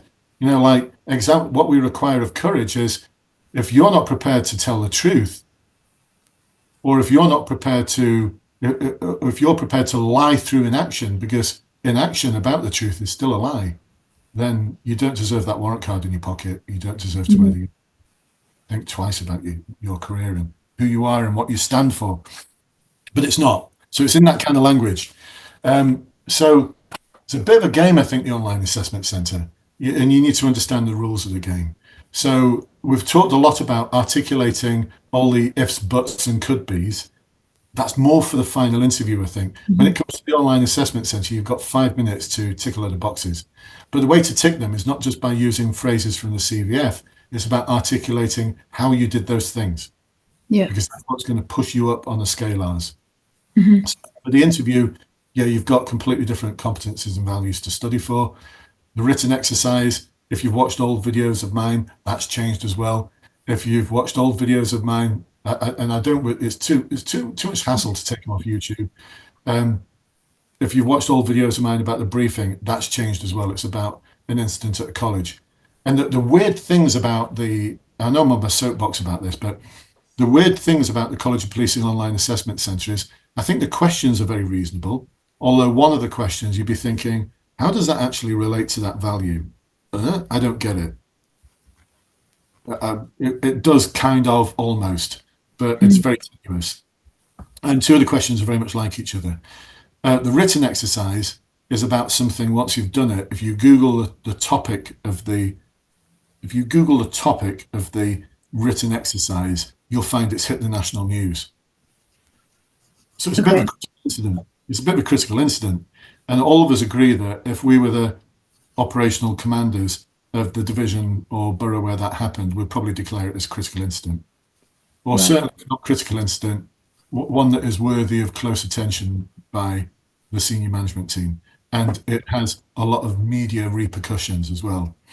So the College of Policing say you don't need to have any knowledge of policing, and yet they're throwing you into a problem-solving exercise. Yeah. Really requires you to have a knowledge of policing. The briefing exercise, what I will reveal and can reveal to you is about it's an incident at a college. And it develops. It's like they used to call them paper feeds. Right. Before computers and things, I used to design a lot of this material for National Police Training that then became College of Policing. And paper feeds are just where you start off with a scenario and you ask the students questions about it and they work out what the right answers would be in respect to that scenario. And then you develop it further. And then you develop it further. So the briefing exercise is 3 developments of a scenario. You get the scenario, it develops, you've got 4 more. So there's 4 questions about the initial scenario. Then they give you a development of it. They don't give you all at once, they drip feed it in. The second part of it, it's a development. The third part of it is a development. You've got 4 questions about each one of those developments. You've got 1 minute to think about your answer, 3 minutes to deliver it. And I often get asked the question, should I be talking all the way through? Yeah, because whilst you're talking, you're scoring. Same for the competency interview. I get some people saying, oh, I just passed. I only talked for 2.5 minutes. Yeah, you just passed. Well, what happens when the force raises the level required to take you through to the next stage? Because it's competitive. So we're not just aiming to pass, we're aiming to get the highest score possible. So we need to be talking for the 5 minutes. Utilize every moment that you've got. The briefing exercise is really weird because as a neighbourhood inspector, if that call came in, I would probably call the head teacher as the inspector and say, why are you calling us? Why are you calling us? And I'd be offering my support, but I'd probably say, I'm not going to send one of my officers to this. Why? Because you should have your own internal systems and processes to deal with this kind of incident. And I talk about this not only as a operational inspector and as a neighbourhood inspector who dealt with a lot of these sort of things or didn't deal with them and provided the support the college or school needed, but I didn't get my officers involved. I also speak as a governor at my children's school. So we've got, is anyone in the education sector? No, we've got a system called CPOMS. CPOMS is where we record all vulnerability, all reports or doubts or issues or anything that has risk around it about vulnerable children or parents. We've got a legal responsibility to record that and also systems and processes to deal with those sort of scenarios. I know as a governor, because I've spoken to the Ofsted inspectors, because I've been there at the Ofsted inspections, I know the first thing they do is they go to CPOMS and they will look at the sort of things that we've been dealing with. The thing that they present you with through the College of Policing, if that would have been recorded on CPOMS, and if we had on there that we've reported it to the police for the police to deal with, we'd have the Ofsted inspectors going, what? Why did you do that? why on earth did you think that was a good idea? So I know it's a bit of a hobby horse of mine, but I do believe that the online assessment centre is not fit for purpose, because they're giving you two scenarios. The written exercise is one that you would, as a student officer, you'd only be dealing with a sergeant in tow or a really, really experienced, trusted constable. I would not, the instant you get as a written exercise, as a neighbourhood inspector, I would not let a student officer anywhere near that one on their own. No way, because it needs an experienced investigator, an experienced communicator, an experienced neighbourhood officer to be able to deal with it. The briefing exercise, I wouldn't send anyone anyway. So what it tells me is that whoever designs this material, I go back to my original point, has never been in a police station before. Because if they had asked real police officers, they would have gone, yeah, we don't deal with that. It's better than the last version, though. So you might have watched some videos where I talked about the noisy party scenario. Mm-hmm. The police don't attend noisy parties. And in the previous version, they sent you to a noisy party. And the reason the police don't deal with noisy parties is they've got no powers at all to deal with noisy parties. So you'd knock on the door and go, can you turn the music down, please? No, fuck off. Okay, please, will you turn the music down? No, still fuck off. If you don't turn the music down, I might have to ask you again. Yeah, fuck off, please, officer. Get off my driveway. You've got no powers whatsoever for a noisy party. Well, I'm telling you now to turn it down, or what? Or I'll ask you again.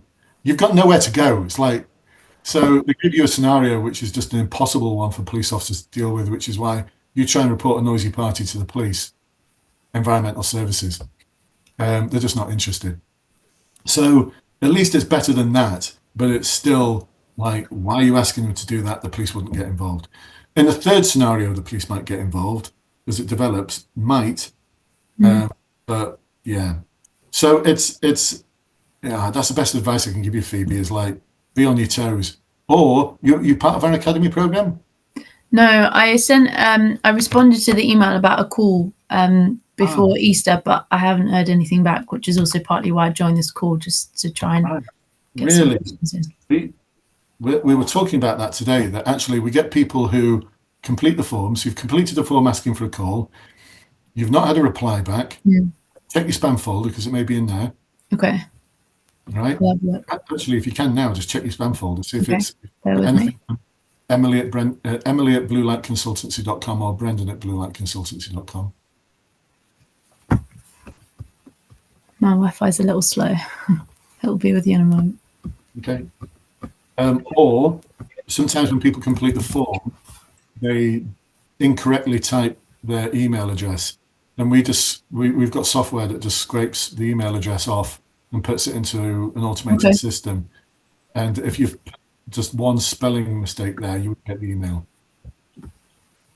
It's possible. I wasn't aware of it, but it might have just happened. I've very made a note possible. of your name, and I'll get Emily, our sort of operations manager, to look into it and see where it's up to. So Thank you. I appreciate that. I can't see anything in my spam. okay. Which is the other reason. Sometimes email deliverability is a real issue. Like Gmail doesn't like emails from people who've never emailed you before, and so sometimes the providers just block it completely. It's just like, I'm not even going to put it in the spam folder. I'm just going to block it for them. So for this reason, I know it doesn't help you, Phoebe, but very soon we're going to be using SMS as well. We're going to be using a mobile text messaging for people. So Phoebe, I've made a note of your name, and we will get in touch with you. Might be worth you just dropping me an email just to make sure, because if I can't find a record of you for any reason, then we've got no way of contacting you. So if you can just email me at Brendan, BRENDAN, at bluelightconsultancy.com. Yep. And just say, hey Brendan, we've just spoken, and I'll know what to do with that. So I'll send it to Emily. All righty. Thank you very much. It sounds like you might need a little support, bit of support there for your online assessment centre, because it is, like Darren was saying before, I think before you came on the call, a lot of graduates think, oh, I'm a graduate in this, a graduate in that, I'll be fine, blah, blah, blah, blah, blah. And they run into this thing and just fail it. What were you saying before, Darren, about the failure rate for people just to the situational, sorry, the national 40%. 40% of Darren's graduates failed the national SIFT. And they're all like scratching their heads thinking, how did that happen? I'm a graduate. I feel like I'm quite the opposite and feel a little bit I was chuffed with my national SIFT, but it's only thanks to your questions, really. So I feel like trying to wrap my head around this next step would be having a bit of input would be useful for sure. It's more than just input. It's like coaching from the likes of Catherine, who I've got to big up Catherine. Well, I mean, Catherine, she's just had she's now on client number 105. She's been working with us for a year. Everyone she's coached for the online assessment centre has passed it. Okay, brilliant. 100% success rate, like amazing. I know Phoebe's like, I want Catherine there. I want Catherine as my coach. They're all equally as good. They're all amazing. They've all got great success rates, and yeah, I've just what an amazing team to work with. Jasmine and Abdul. Yeah, you get, what was it, 10 out of 10 before? Yeah, 10 out of 10. Awesome, brilliant. 20 out of 10. Sorry. 20. Oh, love it. Well, let's just Jasmine, I'll come to you in a moment. I just want to check in with Rowan and Marta and Ming as well. We've got quite a small but select group now, and I don't mind just keep going. I'll just keep going. As long as you're here, I'll just keep going, answering questions and getting on the soapbox and, waxing lyrical about, I hope it's useful. Like, sometimes I like to think that Sergeant Donald Blackhurst's memory lives on. And that maybe one day when you've got like 30 years service in, you'd be saying, there was this inspector, this retired inspector I listened to once on this webinar, and people will be going, webinar, what's a webinar? And you'd be saying, it's a thing we used to do in 2025. Yeah, webinars, oh yeah. Yeah, so webinars to, whatever. And he was talking about a sergeant that he had in 1986 who joined in the 1950s. And wouldn't it be amazing if those lessons learned are like carried through the generations of police officers? I think that'd just be amazing. That'd be amazing. And if we often feel as though, Darren and I were talking about this yesterday, about a high responsibility we have to the police service to help engender the highest of ethical standards, not just like ethical standards, but, like in the College of Policing, it was saying encourage. What was the wording again? Let's dig out the wording. It was saying, where is it again? Yeah, it was saying, what was it? Change behaviors, blah, blah, blah, blah, blah. Oh yeah, act as role models to encourage professional and ethical behavior in others. For me, there's no encourage whatsoever. It's an absolute requirement. The communities that we're a part of, that we serve, that we're a part of, they absolutely require the highest of ethical standards. So deliver it. Painful at times, but the offer's out there, folks. For any of you who experience difficult times in policing in the future, and you're thinking, my current supervision, my sergeant, although awesome, has only got 3 years service in or 4 years service in, and my inspector's an acting sergeant who's got 5 years service in, you've got 250 years worth of experience in our team. And like I said, from people who've got the highest of ethical standards. So that's always there for you, folks, always. We love the fact that you're going into this awesome career, and that offer is always there. It's always there, always there. We'll be listening ears for you and give you the best advice ever. Abdul, question from yourself. Yes, with permission of everyone, if it's not going to disturb anyone. You mentioned ride along on one of your videos or something, and I'm going through the application process for the Met Police, and would I need to? I mean, it's interesting for me to go on at the moment. I'm based in the Netherlands, so I'm not in the UK. I'm working in the Netherlands, so I will have some time over the next couple of weeks to be in London.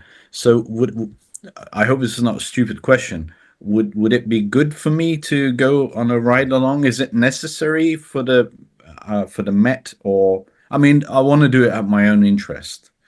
It's not necessary. Yeah, because you mentioned that there's some that require it's good to have. Yeah, it's actually, if you're one of our clients, Abdul, we would always say, yeah, go for it. Like, make sure you get on a ride along. The reason being is, again, you can operationalize your answer. So at the very end of your answer, you can come out with, and actually I saw a great example of this on a ride along. I went on a ride along to find out more about policing.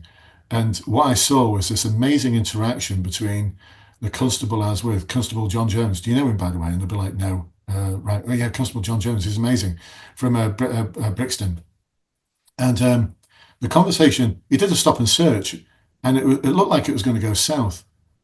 But he used the most awesome empathy and the most amazing questions, and the way he asked those questions, the way he listened, and the way he repeated back what was said, and the way he asked further questions about their concerns, just diffused the whole situation. And so what I saw was the power of questions, and how the most difficult of situations can often be resolved by asking the right questions in the right way. So you see how your answer is suddenly better than someone who says, I've been Googling what the police is all about, and I saw this video on Instagram once, and it's just like, you got off your arse and did something to find out more about policing. So straight away, my unconscious or conscious bias is kicking in, thinking, Abdul cares so much that he's given up his time. He's put the effort in to get on a ride along, and more than that, he's thought about the experience and reflected on it and looked at how he can emulate that behavior once he's in the police. You're in. And just being a little bit more selfish, and I hope everyone forgives me. So it's good to have some knowledge because I read the report, the HMICRS or something like that, and I realized where the problems are. Is it important for me to know nationally where the problems are, or in London, or where I'm based in Lewisham, to be in touch with what are the local problems, and how much do I need to know? How much depth should I go into? Oh, as much as you possibly can, because if you can articulate and talk about national issues and how that drills down to the local, then again, you're impressing me. So some people would think, oh, terrorism doesn't apply in the sleepy streets of North Wales.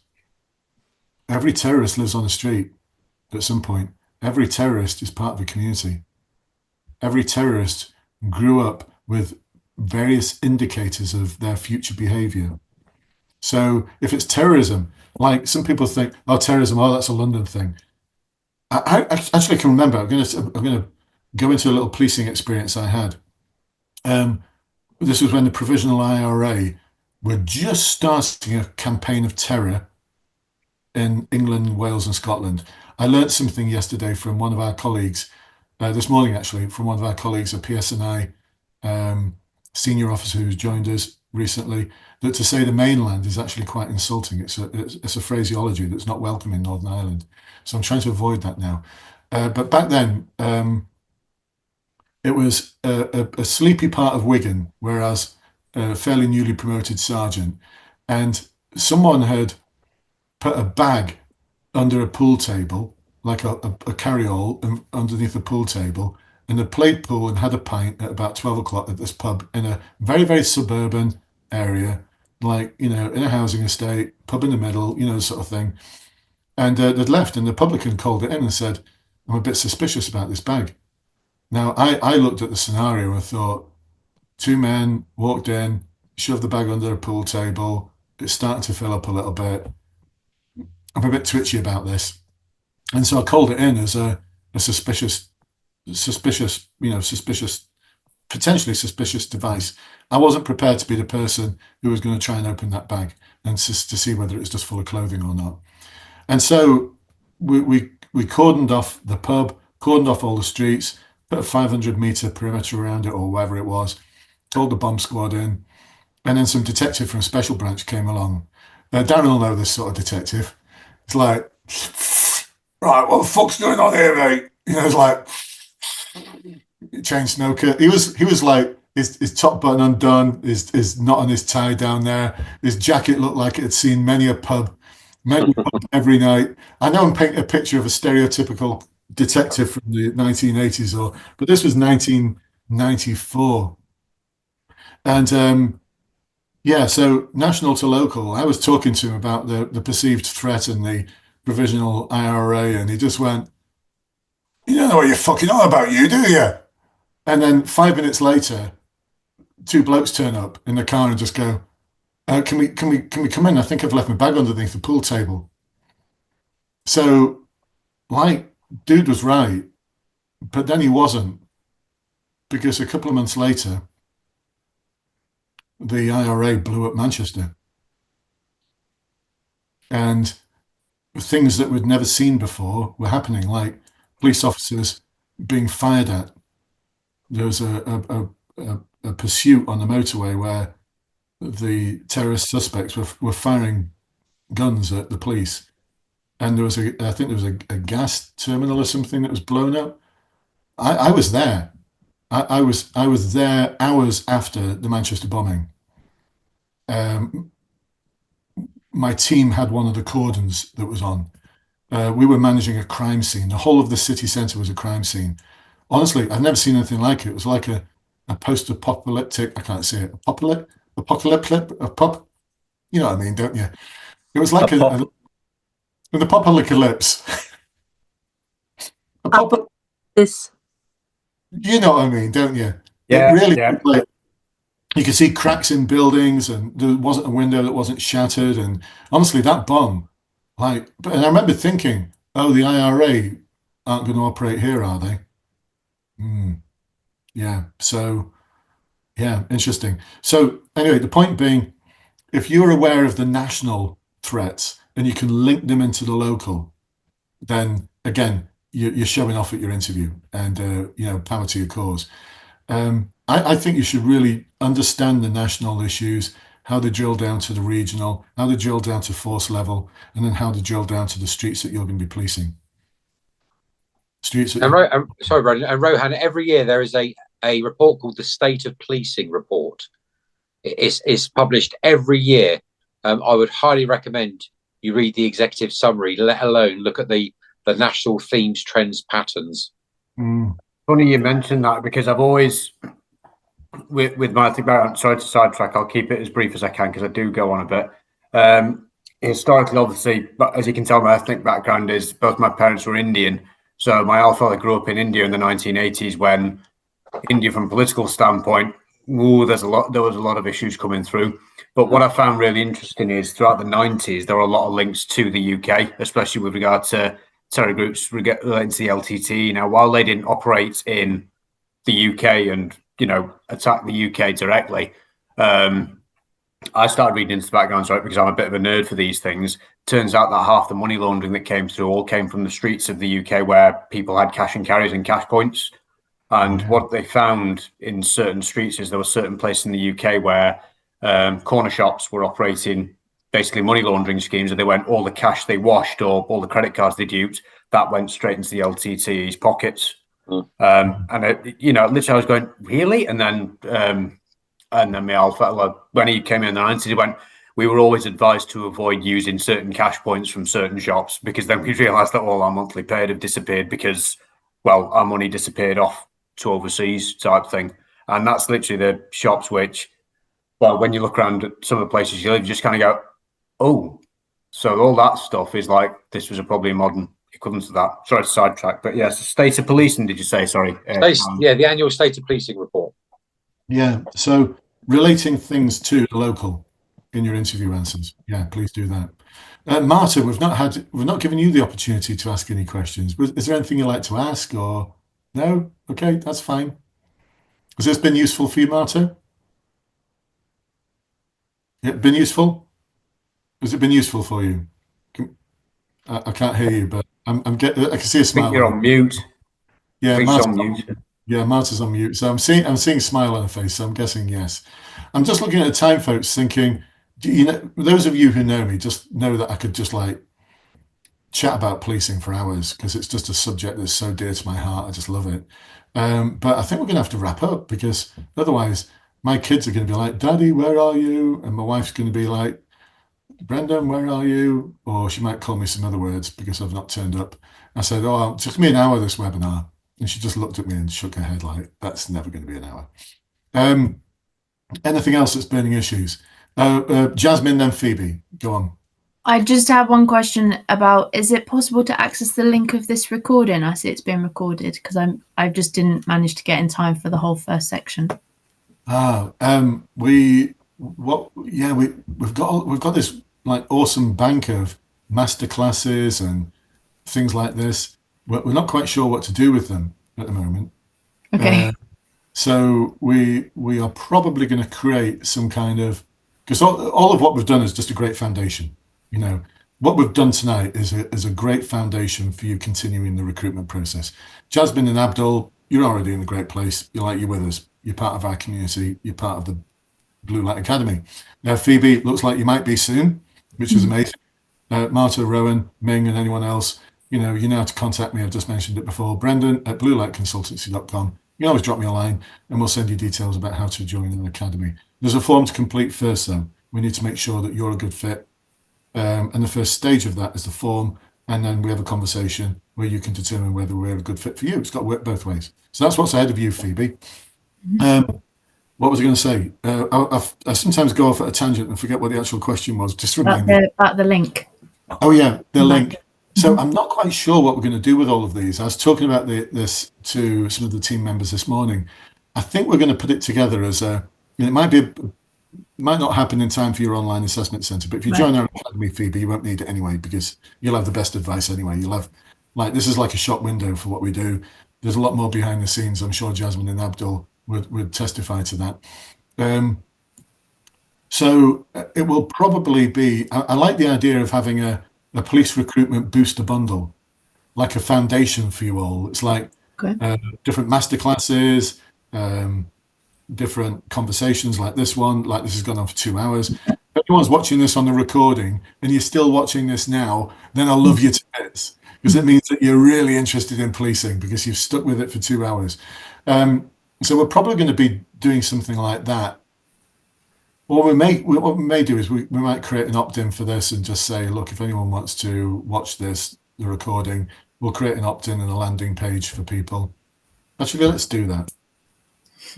Do it. Has it been useful? Do you think other people would like to watch this, folks? Yeah? Definitely. Yeah. Does it get 10 out of 10? So I can legitimately say it gets 10 out of 10? Awesome. Great. You've got to give me a thumbs up. Does it get 10 out of 10? Brilliant. Right. We're now compliant. I've got to make sure that we're actually compliant. So if I say everyone gave us 10 out of 10, everyone's got to have given us 10 out of 10. So you did. Brilliant. Darren or Brandon, sorry to interrupt. Where can I find the state of policing report? Is it just on the government website, is it? If you just Google annual assessment of policing, state of policing report, it will bring it up. It's under gov.uk. It will bring it up. Okay. All right, awesome. Jasmine, we'll leave final question to you.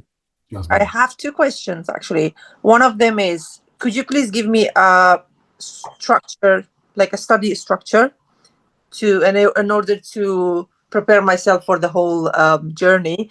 And the second question is it possible, I know we all have assigned one mentor, one person, in my case is Raj, but is it possible to kind of try also to combine different members of the Blue Lights just to get a bit of different experience? Yeah, absolutely. Yeah. So in terms of a plan, you'd be wanting to speak to your assigned coach for that. So that's part of a roadmap. So get in touch with Raj. Raj would not be upset if you said, do you know, Raj, I've really enjoyed working with you, but I'd like to perhaps try working with another member of the team. Maybe Darren. Maybe like, oh, I've enjoyed Darren's company tonight. I'll work with Darren. So, you know, it's very much down to yourself, Jasmine. We're not precious about it. None of our team would be like, Jasmine's decided she doesn't like me. There's none of that going on because we really appreciate the fact that sometimes you need a change of pace, you need a change of opinion, you need a change of scenery, and that's okay. And that's why we've got the awesome team that we've got. So it can provide different perspectives. We all deliver the blue light models and structures, but just in different ways. And that's the beauty of our team. Yeah, because as you remember, I went for the assessment last year. A lot of things has changed since then. And I know we have this beautiful website where we can go and see all the material. preparation material. But my question is, since few things has changed, I need to really know I really want to be more strategic instead of kind of wasting a lot of time. I want to go to the important information and extract the best and prepare myself, because that's my plan. Yeah, well, that'd be a roadmap that we'd need to do with you and your coach, working out the best roadmap for you, looking at what areas you really need to focus on. And it's not something we could do now because that's normally an hour-long call. Yeah, get in touch with Raj. Let's get that roadmap hooked in, Jasmine. Okay. Okay. Also, you said, or with another coach, no, I'm happy to start with Raj as a first assessment, and obviously speak to him and give him my ideas and everything. And then maybe for the further, I can see if, depending on what we're going to discuss and how we're going to create this plan. And also I was thinking, maybe in this webinars, are we going to talk about different stages of the recruitment, or we're going to just focus always on the interview part, or what do you think it's better? In this webinar is going to finish. Whatever have this kind of. But the practice webinars, yes. You've got access to those. You've got access to those. They're Tuesday and Thursday evenings and Monday evenings. You've got access to those anyway. So if you're not getting the email with the links in, then how many webinars do you do per week? Sorry, let me write down. I've got I think you're a member of both academies online. Yeah, but I just want to just refresh and take notes. Yeah, I know, because it's like restart again for Jasmine. We've got Tuesday night, Thursday night for the online assessment centre. Yeah. Monday night is for final interview. Okay, that's it. Just I want, because I receive emails, but I just wanted to kind of understand. You've got like 4 years worth of recordings available to you, but don't go back any more than 4 months because things change. Yeah. So thank you. You've got forget Netflix and Amazon Prime. You've got like Blue Light TV. Yeah. No excuse.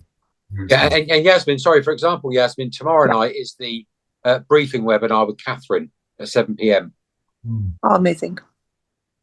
Yeah, actually, Phoebe, as a thank you for attending this evening, before we even get you on a discovery call, drop me an email. Again, if you've dropped me one already, drop me another one. I'll drop you another one. Drop me another one and said, Brendan, you said I could attend the briefing webinar with Catherine tomorrow night. So that's my gift. Thank you so much. That is just wonderful. I'll do that right now. Rowan and Marta, would you like a gift as well?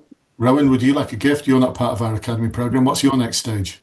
My next stage, I think I need to drop a discovery call and just keep an eye on the local constabularies, to be fair. I've applied to a few other bits outside my role.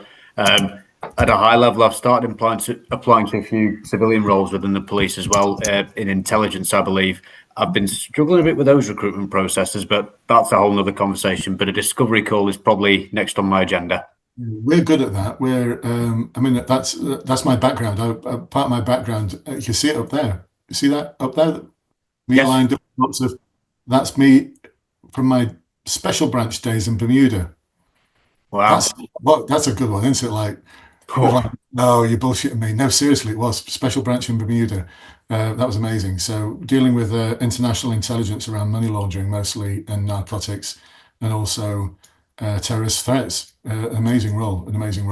And protective services. Got to work with the Secret Service and something called the DHEP, which was the Joint Intelligence Command and Control at the El Paso Intelligence Center, the EPIC. So many different centers. When I did that, when I was reading into that and trying to do the application, I was going, what? Hang on a minute. Wait, where's all this come from? That murky world.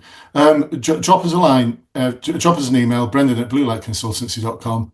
We'll send you a link. But also, as a gift, like whatever your next stage is, just let us know and we'll give you a bit of access to it just as a bit of a gift. Yeah. Thank you. Marta, appreciate it, Brandon.